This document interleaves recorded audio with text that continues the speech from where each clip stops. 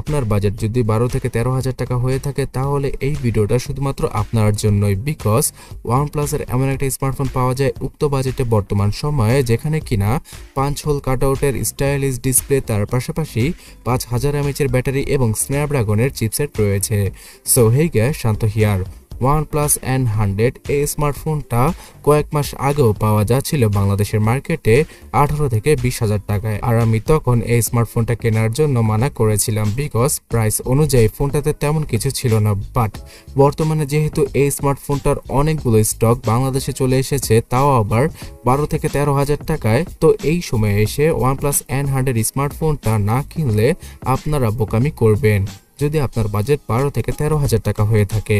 So এই ফোনটার মধ্যে কি কি বিশেষ ফিচার রয়েছে আর কেনই বা এই ফোনটা কিনবেন সেটাই চলুন জেনে নেওয়া যাক। N100 স্মার্টফোনটার সাথে 18 ওয়াটের চার্জিং ব্রিককে ফ্রিতেই প্রোভাইড করেছে OnePlus। এছাড়া সিম ইজেক্টর টুল, USB Type-C ডাটা কেবল এবং OnePlus এর বেশ কিছু স্টিকার পাওয়া যাবে এই ফোনটায়। বাজেট ক্যাটাগরির একটা স্মার্টফোন হলেও এখানে OnePlus এর একটা প্রিমিয়াম ভাব পাওয়া যাবে।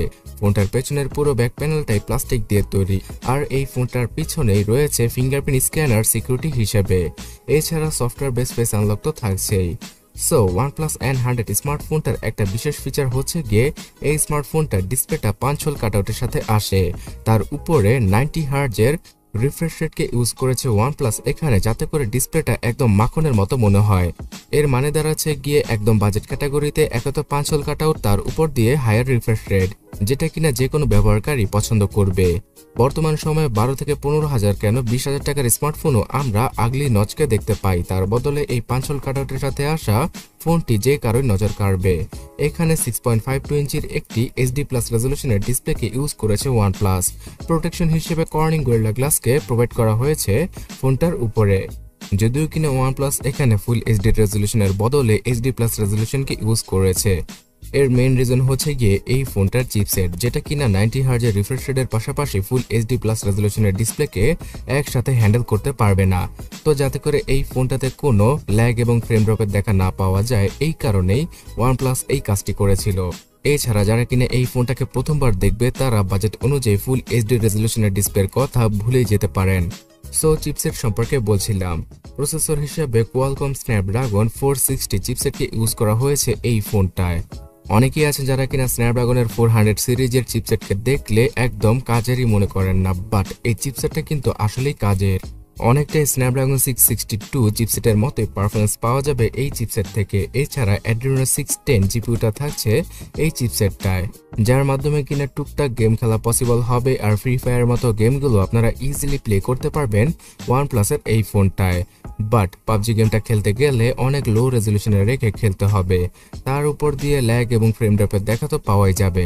সো আপনারা অবশ্যই পাবজি বাদে অন্যান্য যে সকল মিডিয়াম গ্রাফিক্সের গেম রয়েছে যেমন ফ্রি ফায়ার, সেই গেমগুলো খেলার চেষ্টা করবেন যদি আপনি গেমার হয়ে থাকেন। তাছাড়া 90 হার্জের ডিসপ্লের পাশাপাশি 180 হার্জের টাচ স্যাম্পলিং রেটটার কারণে এই ডিসপ্লেতে আপনারা গেম খেলে মোটামুটি মজাই পাবেন।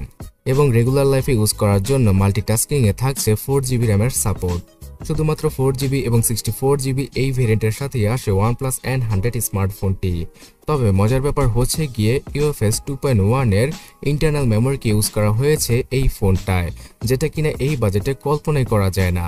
সো এর কারণে এই ফোনটা অনেক বেশি ফাস্ট মনে হবে, মানে এমনটা মনে হবে যে আপনি 20 থেকে 22,000 টাকার কোন স্মার্টফোন ইউজ করছেন।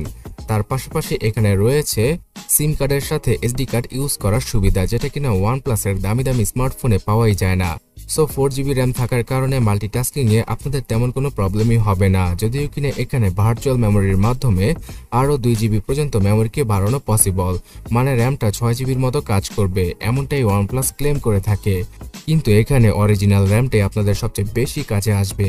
OnePlus N100 স্মার্টফোনটাতে যে স্ন্যাপড্রাগন 460 চিপসেট রয়েছে তার সাথে 4GB র্যামটাকে সিঙ্ক করে খুব ভালো একটা অপটিমাইজেশনের মাধ্যমে আপনারা ফেসবুক, টুইটার, ইনস্টাগ্রাম, হোয়াটসঅ্যাপ, বিকাশ, নগদ সহ ইমোর মতো অ্যাপগুলো ইজিলি ইউজ করতে পারবেন।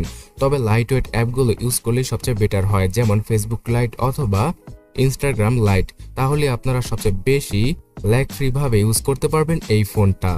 সো একটা বাজেট ক্যাটাগরির স্মার্টফোনকে যেভাবে ইউজ করা উচিত সেভাবে ইউজ করলেই N100 স্মার্টফোন থেকে সবচেয়ে ভালো একটা ইউজার এক্সপিরিয়েন্স পাওয়া যাবে।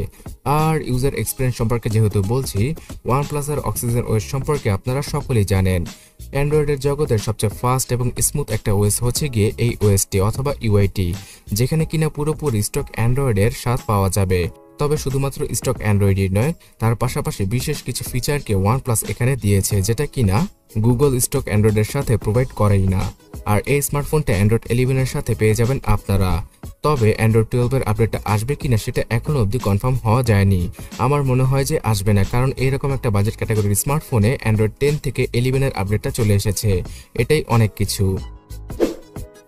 অলরাইট, এবার ক্যামেরা সেকশন সম্পর্কে জানা যাক। 13 মেগাপিক্সেলের ট্রিপল ক্যামেরা সেটআপ রয়েছে OnePlus N100 ফোনটার পেছনে।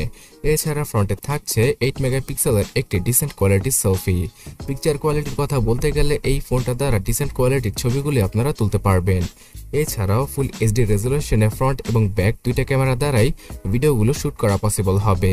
এছাড়া ফালতু 2 মেগাপিক্সেলের ম্যাক্রো আর ডেপথ সেন্সর তো রয়েছেই 13 মেগাপিক্সেলের ক্যামেরার সাথে। সো একের অধিক ক্যামেরা দিয়ে ফোন কোম্পানিগুলো সর্বদাই চেয়েছে যে তাদের ফোনের পেছনের লুকটা সুন্দর করার জন্য। এছাড়া বাজেট ক্যাটাগরিতে ওই সকল 2 মেগাপিক্সেলের ক্যামেরা কখনই কাজে আসে না। রাতে ছবি তোলার কথা বলতে গেলে এই ফোনটা দ্বারা রাতে তেমন ভালো কোনো ফটোগ্রাফি করা পসিবল হবে না, বাট নাইট মোডের মাধ্যমে আপনারা ছবির মধ্যে কিছুটা হলেও আলোর সুবিধা পেয়ে যাবেন।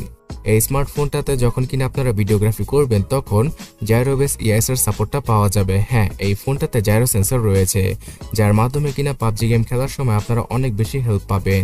এছাড়াও 360 ভিডিও দেখা অথবা ক্যামেরা দিয়ে ভিডিও শ্যুট করা সব জায়গায় হেল্প পাওয়া যাবে এই জাইরো সেন্সরটার জন্য, যেটা কিনা এই বাজেটে আর অন্য কোনো ব্র্যান্ডের স্মার্টফোন থেকে আপনারা কখনই পাবেন না।